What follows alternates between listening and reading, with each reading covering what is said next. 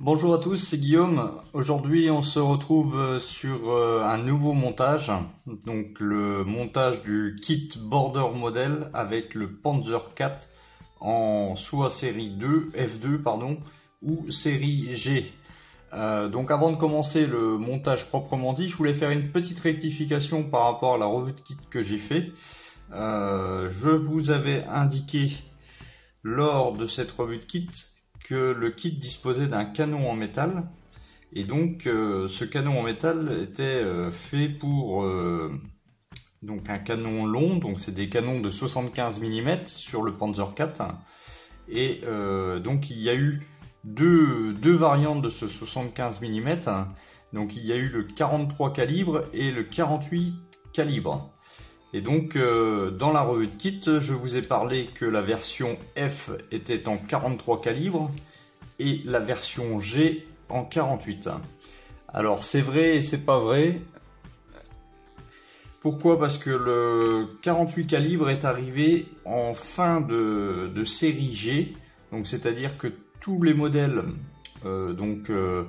début de série, early, ne sont pas arrivés avec le canon en 48 calibre.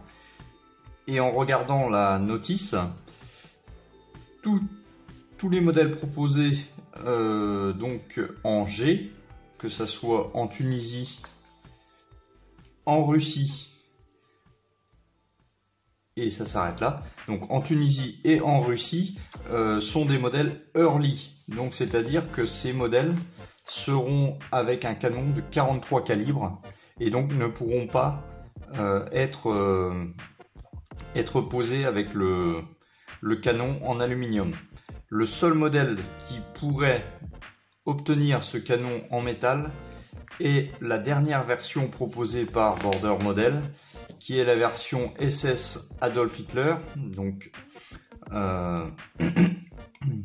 Donc ce canon là en aluminium pourrait être posé sur cette version, si bien sûr on l'a choisi. Donc pour l'instant je ne sais pas encore. J'étais parti sur le Tunisie, mais ça m'embête un peu. En fin de compte, je vais voir la qualité du canon en plastique. Donc je ne sais pas, en fait je me tâte, étant donné que j'ai un beau canon en aluminium, je trouve ça dommage de ne pas le mettre. Mais bon, c'est vrai que la version Adolf Hitler, c'est quand même un peu osé, si je peux dire, étant donné les actions qu'ils ont faites pendant la guerre. Donc voilà, la parenthèse est close. Maintenant, on attaque le début du kit. Donc la première étape consiste à assembler des options, donc optional parts, qui vont être apposées sur le tank ou pas, c'est à vous de décider. Et donc là, on retrouve un seau, des galets de rechange, des bidons de réservoir et des maillons de chenille de T34 qui servaient pour éventuellement la protection à poser en fait sur les flancs du char. Ça offrait encore un blindage supplémentaire. Donc moi je pense faire le seau, les galets et les bidons. Les chenilles de T34 je ne vais pas les mettre. Et ensuite je taque directement la caisse. Donc je ne vais pas vous faire aujourd'hui une vidéo montrant toutes les étapes de chaque pièce. Il y en a vraiment beaucoup, ça va durer longtemps. Donc ce que je vous propose en fin de compte, c'est que je fais une étape, une ou deux, et en fonction des difficultés rencontrées, je vous propose en fait un petit bilan à la fin de ces étapes. Voilà, donc on se dit à tout à l'heure. Alors, première intervention de ma part, déjà pour vous montrer le résultat de ces pièces-ci, et puis pour vous indiquer également par rapport à l'étape numéro 2, donc vous avez deux options qui s'offrent à vous. La première option est de mettre des pièces en photodécoupe pour fermer les grilles d'aération au niveau du compartiment moteur, même si le moteur n'est pas présent dans le kit, ça fait on va dire le job. Donc soit fermé avec la photodécoupe, soit avec les pièces plastiques qui vont ouvrir donc justement ces aérations. Donc moi j'ai choisi l'option de photodécoupe, je vais vous montrer ça tout de suite après, mais avant je voulais vous montrer le détail par rapport à ces pièces optionnelles.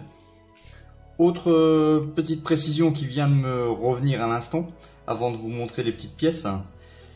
Sur les pièces en photo découpe, ici vous avez deux fois la pièce E7, donc photo découpe numéro 7, et en fait c'est une erreur. C'est la photo découpe numéro 4 qu'il va falloir utiliser et pas la 7. Parce que la 7 c'est rectangulaire comme ça, et la 4 il y a une petite encoche. Et donc ça va bien avec les autres, hein. 1, 2, 3, 6, et là on a 5, 4, 2 et 7. Voilà, donc je vous montre les détails sur les petites pièces. Voilà, donc une pièce de 10 centimes d'euros, ça représente ça. Et donc voici un seau.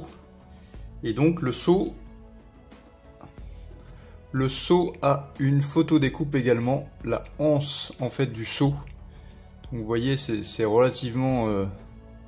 c'est très très fin et c'est très très joli. Donc ça c'est un petit seau que je vais mettre sûrement à l'arrière du véhicule.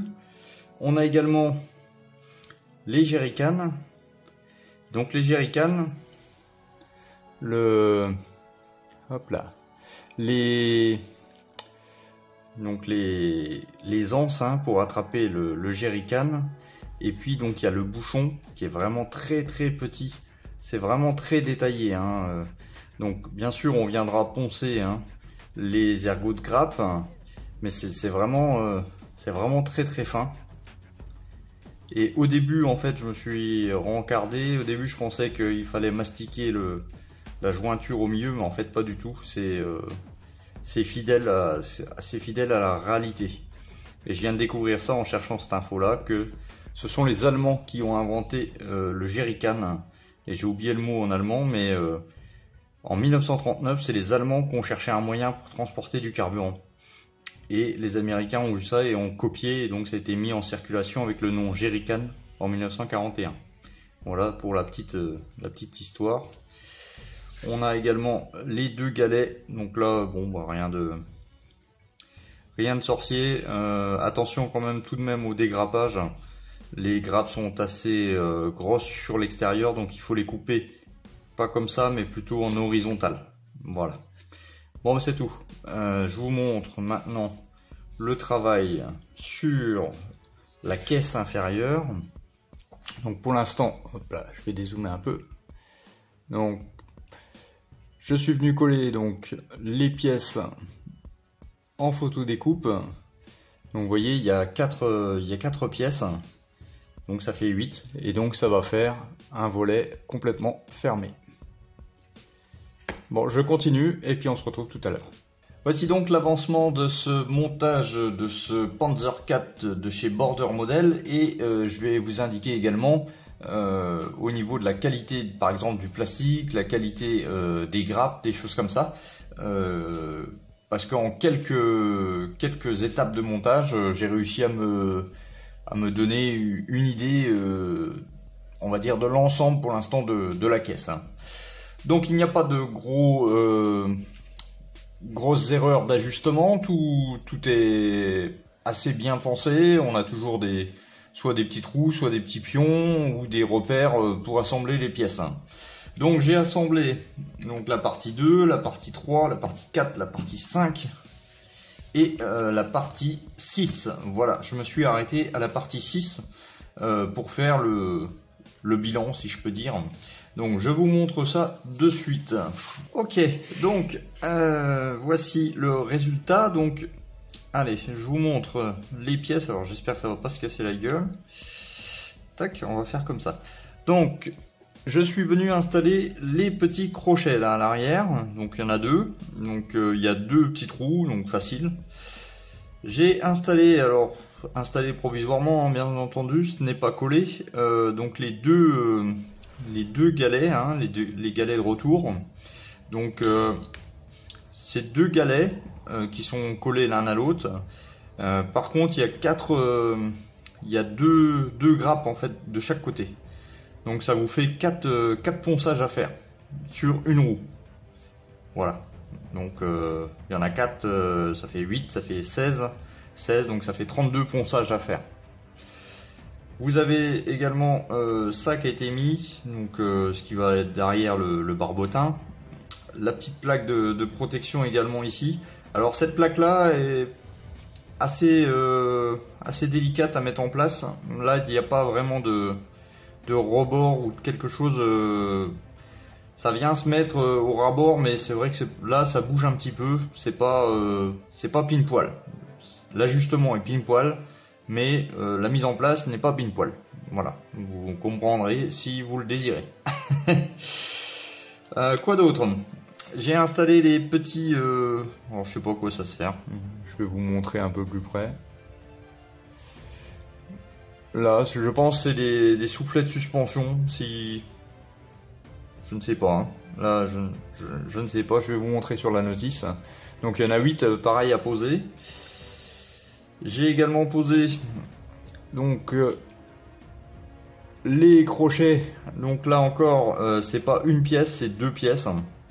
En fait, chaque petite pièce est vraiment attachée par 2 ou 3 morceaux de grappe. Donc ça, pour moi, c'est un petit défaut, mais ça peut être aussi un avantage au niveau solidité, je sais rien. Donc ça demande du temps. Voilà. Qu'est-ce que j'ai fait d'autre? J'ai installé ici donc les petits crochets. Donc là, c'est pareil, c'est 2 pièces. 2 pièces à venir poncer. Et croyez-moi, c'est tendu, c'est petit. Les trappes de visite, moi j'appelle ça les trappes de visite, c'est simplement la vision hein, pour le conducteur, je pense, ou le chef de char, hein, qui puisse regarder, étant donné qu'il y a même un petit levier à l'intérieur. Donc je sais pas si ça va servir à grand chose, mais bon. Là, en l'occurrence, dans notre maquette, ça ne va servir à rien. Mais c'était le système qui permettait d'ouvrir. On a la petite valisette là, plus cette pièce là. J'ai installé les... Ah, on me l'a dit dans les commentaires sur le Stug, le goupillon. Je crois que c'est ça pour nettoyer le canon. Donc j'avais 2 possibilités. J'ai choisi celui-ci en fonction avec une photo de référence. Voilà. Je n'ai pas pris de risque. J'ai adapté celui-là. Quoi d'autre? Bah c'est tout, c'est déjà pas mal. Donc les galets, hein, les galets tendeurs, les crochets, les 4 petits pions en dessous, plus le support de barbotin. Alors on en vient, alors je vais dézoomer un petit peu, choc. Alors on en vient sur la qualité, donc tout ça semble bien, les pièces sont très détaillées, hein, comme je l'ai signalé dans la revue de kit. Le plastique est assez tendre, c'est-à-dire que lorsque vous allez faire le ponçage, il faut y aller mollo, c'est le cas de le dire. J'ai utilisé du papier à poncer 400, et par exemple le 320 de l'éponge Tamiya que j'utilise habituellement, là, ça attaque un peu trop fort. Donc j'ai préféré du papier à poncer traditionnel, hein, de bricolage, en 400, en appuyant pas en fait, on vient glisser, et ça va enlever la matière directement. Donc après du 600 avec de l'éponge. Mais c'est vrai qu'il faut y aller assez doucement parce qu'on a vite fait de tordre, enfin de gratter de la matière et donc du coup que la forme soit un peu difforme. Sinon au niveau des attaches de grappe, ça c'est un bon point. Alors je vais essayer de vous montrer. Attendez, faut que je trouve une pièce, bien entendu. J'ai dit il y en a plein tout à l'heure, mais là que je vous parle, je vais peut-être pas la trouver. Alors je mets ça de côté. Attendez, hein, bougez pas.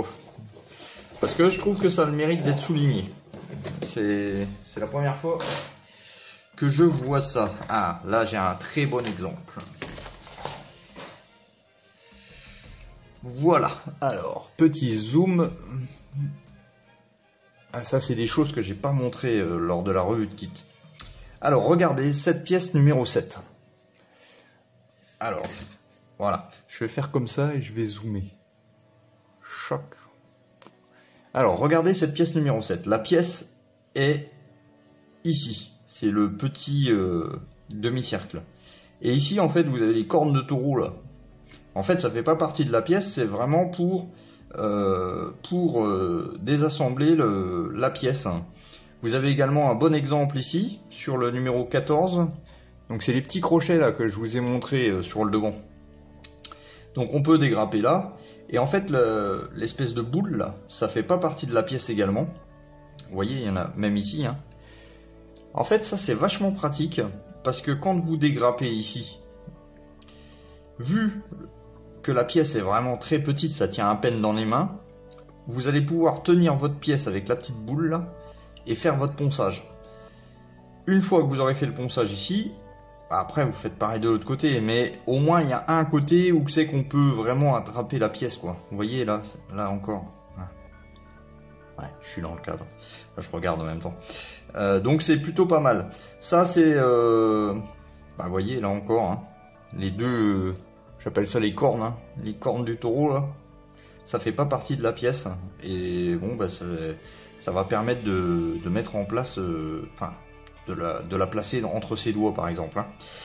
Donc autre petite chose que je voulais vous faire remarquer, c'est au niveau, alors je trouve un bon exemple, alors il y a ça aussi, j'ai eu ça sur plusieurs pièces, à l'intérieur des pièces, là il y a les ergots là. Alors, en premier je pensais que ça allait, ça s'assemblait par exemple parce qu'ils sont biseautés. Mais en fin de compte, non. Ça fait partie de la pastille d'éjection. Hein.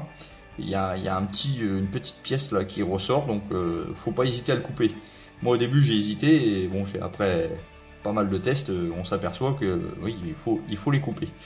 Donc je cherche un dernier exemple avant de vous laisser. Alors voici un bon exemple. Donc le positionnement des grappes et enfin la grappe avec la pièce est pour moi un petit peu bizarre. Je suis peut-être pas l'habitude de cette marque et je vais vous donner un exemple tout de suite. Alors où c'est que je l'ai vu? Où c'est que je l'ai vu?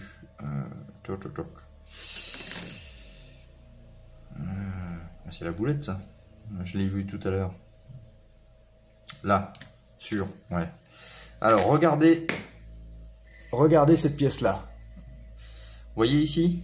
Et en fait l'attache de grappe ne vient pas en fait sur le côté totalement, mais elle va se mettre derrière la pièce. Vous voyez ici? Je sais pas si ça se voit. Ouais, ça va se voir. Là. En fait, il y a une bonne partie de l'attache de grappe qui est derrière. Et on a juste un tout petit raccord sur le flanc. Ça encore, j'ai trouvé ça pas mal. Mais au début, c'est vrai qu'on a tendance à couper comme ça, quoi. Clac. Mais en fin de compte, non, on peut couper en horizontal. C'est plutôt pas mal. Donc voilà pour ce premier compte rendu de ce Panzer IV. Donc je vous donne la suite en 1000. Alors je sais pas si je ferai exactement le même genre de vidéo, c'est-à-dire que je fais dans mon coin et puis je vous montre le résultat, ou je filme, mais bon. Honnêtement, sur du blindé, l'étape de montage, c'est pas très passionnant, c'est du dégrappage, du ponçage et de la colle, quoi. Il n'y a pas d'autre chose. Donc, prochaine étape, prochaine vidéo, ça sera donc l'assemblage de toutes ces roues. J'en ai déjà mal la tête, rien que de voir ça. Il faut assembler 16 fois les deux roues. Donc ça veut dire 2, 4, ouais, 4 x 16, non, je préfère pas calculer. Voilà, donc ça va être du ponçage. Ensuite, on aura donc à mettre ça sur le train de roulement. On va refermer la coque, la caisse à l'arrière avec l'installation de l'échappement. Il y aura les barbotins. Et puis, je pense terminer sur les jupes. Voilà. Et je pense que ça sera pas mal. On sera à l'étape 12. Et après, on attaquera... Ah non, tiens, on ira jusque là. Jusque la fermeture de la caisse... de la caisse. J'ai du mal. Bon, de la caisse inférieure, voilà. Voilà, on s'arrêtera, je pense, ici. Mais écoutez, je vous laisse là-dessus. Donnez-moi votre avis sur pour l'instant, sur ce kit Border Model Panzer IV Ops Volkswagen G. Parce que ça sera la version G. Je vous mettrai des photos bien entendu sur la page Instagram, sur la page Facebook, hein, qui sera dans la description. Je vous invite à y aller. Et puis, comme d'habitude, hein, vous avez la page Tipeee, la page Utip pour aider la chaîne. Allez, sur ce, ciao, bye bye.